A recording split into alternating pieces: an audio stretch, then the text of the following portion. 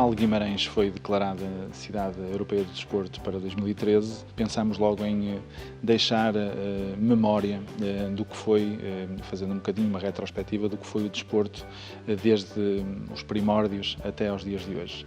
E então a grande preocupação foi encontrar alguém que pudesse compilar toda a informação existente e apelar à memória dos vimaranenses, de todos aqueles dos agentes desportivos, e também recolher algum espólio para a exposição que podemos ver aqui na Casa da Memória. E então foi lançado o repto a dois historiadores, duas pessoas ligadas à história conhecidas, a doutora Isabel Fernandes e o professor Fernando Castro, duas pessoas que juntaram um grupo de colaboradores para conseguirmos, depois de um ano, termos lançado um livro e também esta exposição que pode ser vista aqui na Casa da Memória.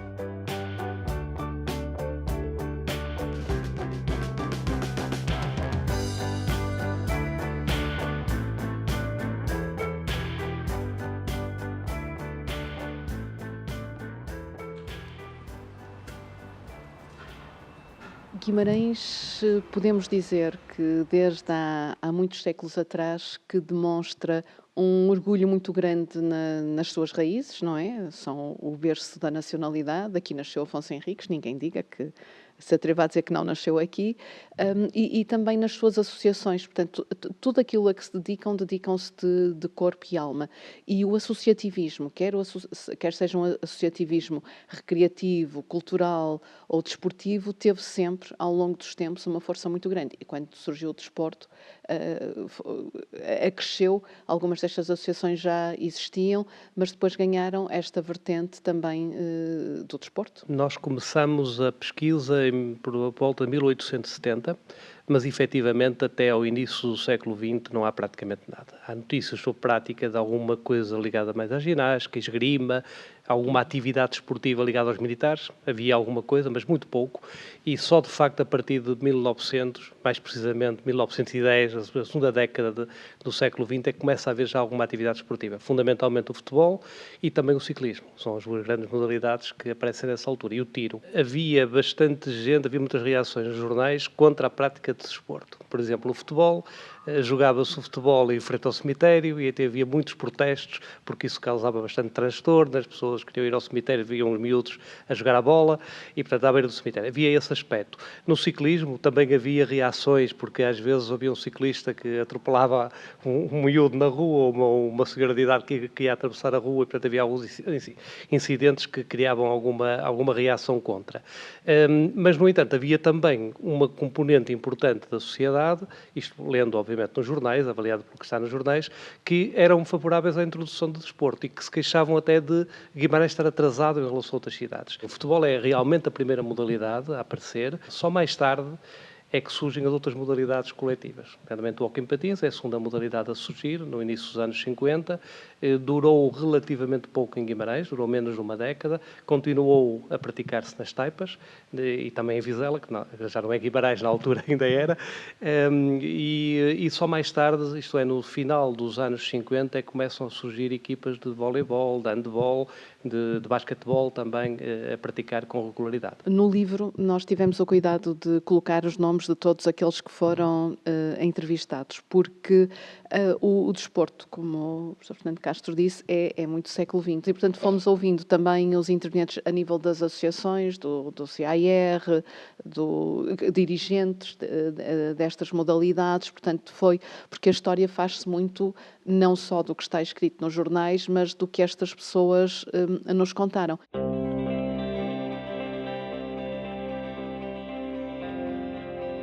Eu acho que são à volta de 300 e tal peças que estão na exposição e teve que se fazer uma seleção, não é? Se calhar alguns destes clubes ou algumas destas modalidades mereciam só por si uma exposição. Num concelho como este, que é riquíssimo na prática desportiva, era difícil pôr tudo.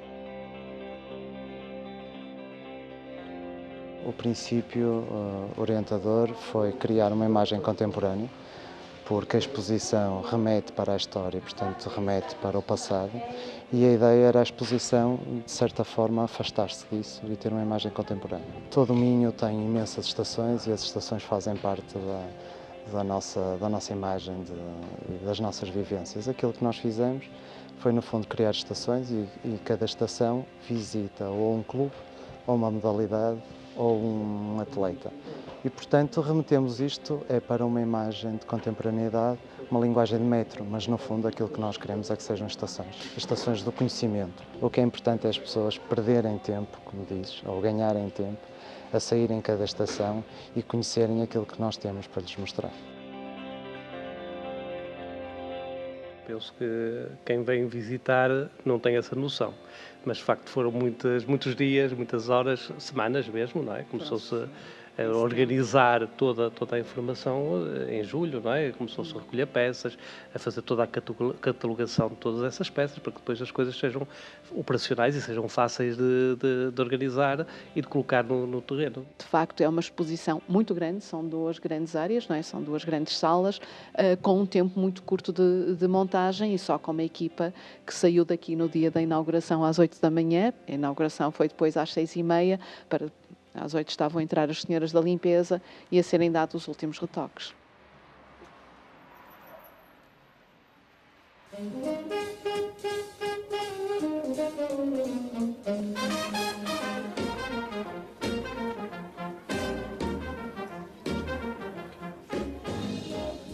Falar desta exposição e falar do que aqui está era fazer-me recuar aos tempos da minha juventude e quase repor a minha vida ao longo de toda ela. De facto, esta exposição eu chamar-lhe fabulosa. Não é pelos troféus que aqui estão, nem pelos êxitos, mas sim por repor a história, e relembrar a história do que tem sido e o contributo que tem dado para a comunidade o desporto. É uma paixão para mim, sabe? A gente lembra-se quando era novo e agora, pronto, a idade já não permite que a gente possa. Mas mesmo assim, eu ainda sou o treinador das velhas guardas da Vitória, que tivemos 45 jogos a perder. E pronto, é uma paixão, o Guimarães é uma paixão para mim. É agradável, fiquei surpreendido e gostei de me ver. Aquele cinto que está ali é meu, tem ali o meu nome, António Silva, do lado direito, tem World Karate Shotokan Academy, tem ali o meu nome no Karate Gi, aqueles cintos também fui eu que os dispensei, e tenho aquele cinto preto, que é um velhinho, um cinto que está ali velhinho, que é o meu primeiro cinto preto, já está todo esfarelado, como vocês verem, mas é bom sinal de que ele já treinou muito.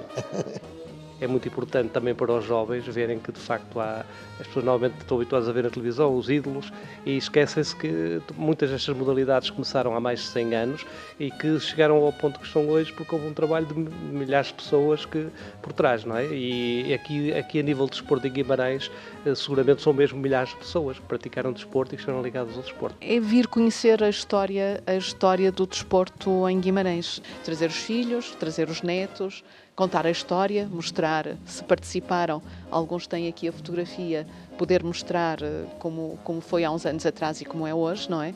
Ver também, mesmo a nível das bicicletas, como é que eram antigamente, como eram os fatos antes e como são hoje. Portanto, acho que vale a pena vir para ver as diferenças e ver a força do desporto em Guimarães. Até o dia 22 de dezembro estamos aqui na Casa da Memória para que realmente se possa fazer uma viagem ao passado do desporto em Guimarães.